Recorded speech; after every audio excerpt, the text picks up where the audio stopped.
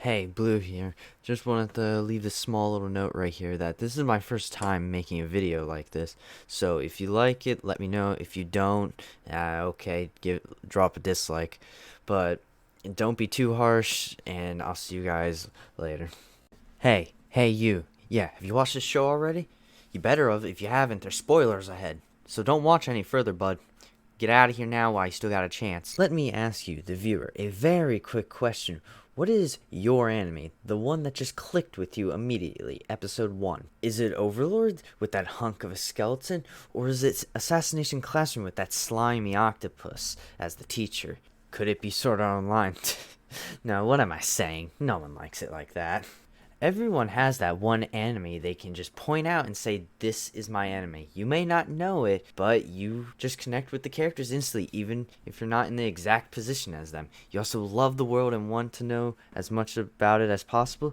Me personally, I would have to say without a doubt that it's Blue Exorcist. I love everything from the characters to the world itself, but before I get ahead of myself on that, let's backtrack real quick and get some little bit of history on it.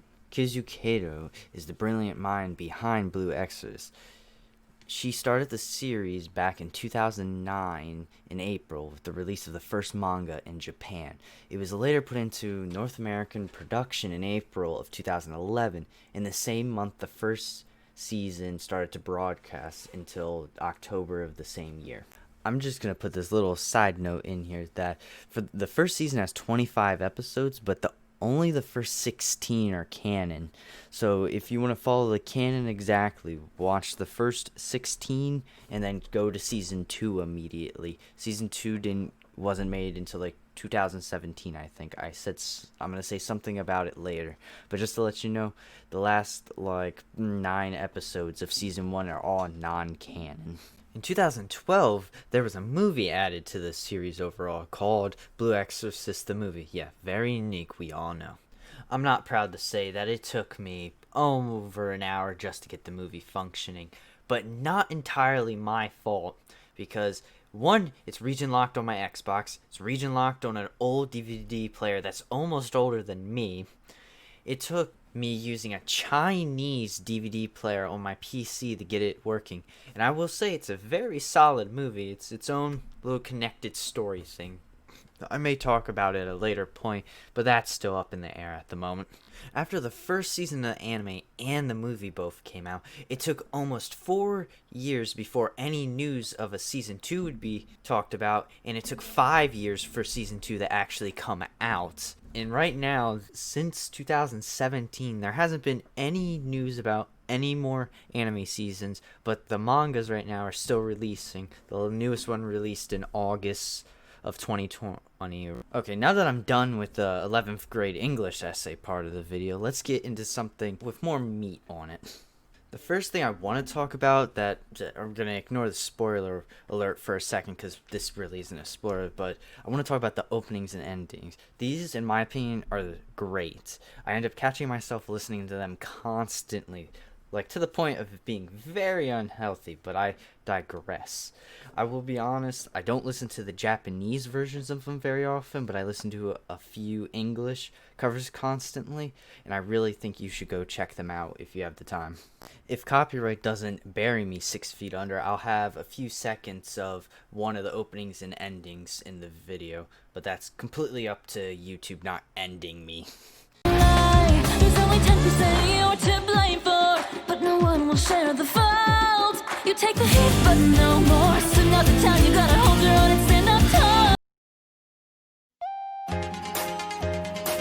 Almost as if written in the stars.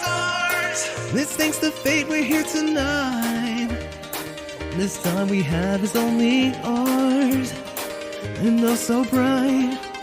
The general plot of Blue Exorcist is basically a 16-year-old kid finds out he's the son of Satan and has to deal with it for a while. I guess you could also say another plot point is his Chad of a priest dad died to Satan, so he's trying to get revenge, but give or take there. Him being Satan's son also doesn't make it very easy. I'm pretty sure at least most of the cast wants him dead at some point or another. Even his so-called friends, I'm pretty sure, wants him dead at some point. His guardian wants him dead. No one very cares much about him. His brother acts like it, but can spin on a whim and point a gun at him at any point. Our poster boy this time around is Rin Okumura.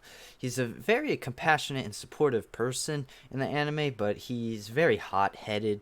He likes to punch things instead of use his head. He also has a very large love for animals, shown by him stinking socking a guy for shooting a pigeon in a city, and taming his father's familiar, demon cat called Kuro. A familiar is basically a demon that humans can have as like a pet, sort of. They just need a strong will. There's also other familiars, like a little plant guy that can bring plants and roots out of himself, and 2 white foxes that you'll see later on in the first season. His Japanese voice actor, Nobuhiko Okamoto, was the same person who played Karma's voice in Assassination Classroom and Bakugo's in My Hero Academia. On the English dub side, his voice actor was Bryce Papenbrook, who is known as the voice of Kirito in the Sword Art Online series, Sirius Zeppelin in JoJo's Bizarre Adventure, and Makoto Naegi in the Danganronpa series. So he has 2 great voice actors doing the English and Japanese versions of Ren. Rin also has a very uptight brother called Yukio, who is voiced by Jun Fukuyama, who is also known for Koryo Sensei in Assassination Classroom and the King from 7 Deadly Sins. His English dub was done by John Young Bush. He was the voice of Hajime Hinata from Danganronpa 3, The End of Hope's Peak High School, and Jonathan Joestar from JoJo's Bizarre Adventure, Phantom Blood. Another thing that I love about Blue Exorcist is the interactions between all of the characters. You could despise a character to the greatest length or love one. Either way, they'll have great interactions with each other. Like, let's start with the Okumura brothers. They are pure opposites of each other, so each of them basically bounces off of each other, annoying each other and causing problems for each other in school, out of school, just as sitting in their dorms. It's really just whatever. The one issue I do have with the interactions between the 2 brothers is one moment Yukio wants to protect his brother and his secret, but another he wants to shoot him. So it takes a lot of 180s, and you sort of just have to roll with it and hope. But that's just one issue. Most of their other interactions are great, just like the one I'll be showing you in a few seconds of Rin just drop-kicking Yukio over their lunches being eaten. You four-eyed mole-face! Who are you calling a four-eyed mole-face? Shut up! I don't give a damn how hungry you were! In this house, there's things you never do! I will have to say, out of all the interactions that are in the anime, I will say my favorite has to be while Rin and Ryuji, his friend, at the end of season 2, are about to die by the impure king. Rin, to try to lighten the mood and make Bon or Ryuji feel better, he starts talking about how they should take everyone to Koto Tower. I'm sorry if I butchered that. The next day after they win.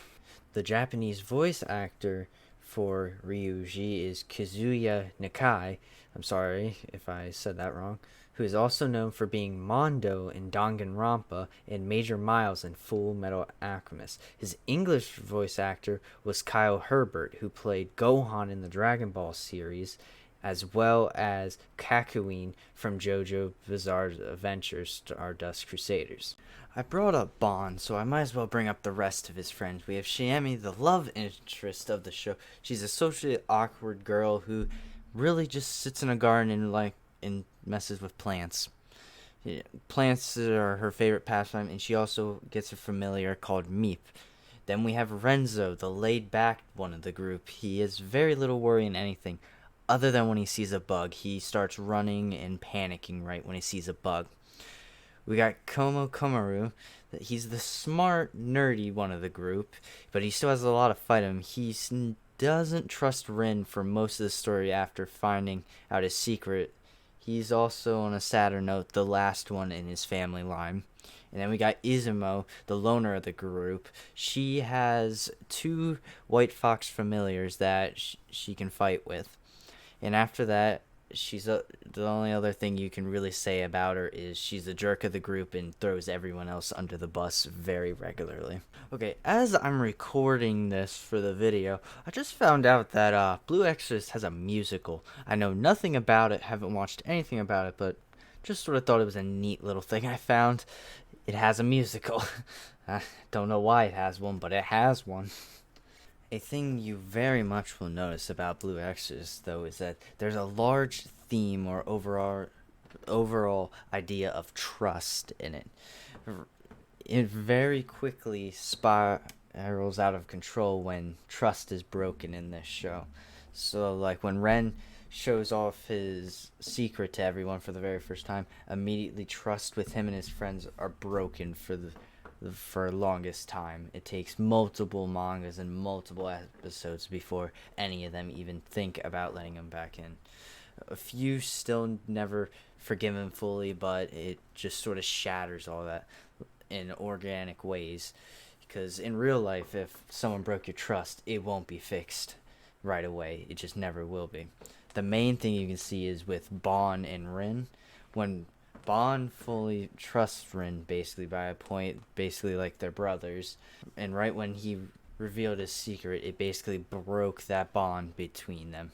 Bond. And it basically caused Bon to become aggressive towards Rin at any point because of their past history with Satan's flame and him being afraid that Rin will hurt the rest of their friends. So it very much screws the entire dynamic of the friend group by just trust not being there.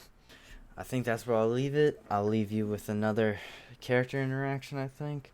I may do another part or 2 with talking about Blue Exorcist. This was just sort of me rambling for 9 minutes and some seconds about the show and / manga. But I just really like it. It's probably my favorite anime. So I'll see you guys around.